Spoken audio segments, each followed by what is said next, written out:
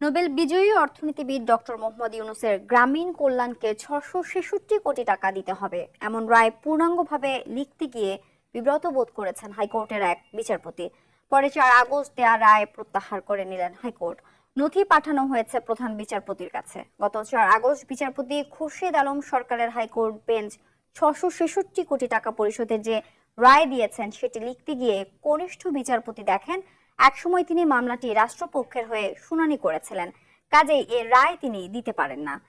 নিয়ম অনুযায়ী এটি শুনানির জন্য এখন নতুন বেঞ্চ ঠিক করে দেবেন প্রধান বিচারপতি। সেই সঙ্গে গত 4 আগস্ট ডক্টর ইউনূসের কাছে জাতীয় রাজস্ব বোর্ডের পাওনা 666 কোটি টাকা কর দাবির বৈধতা নিয়ে করা রিট খারিজ করে দিয়েছেন হাইকোর্ট।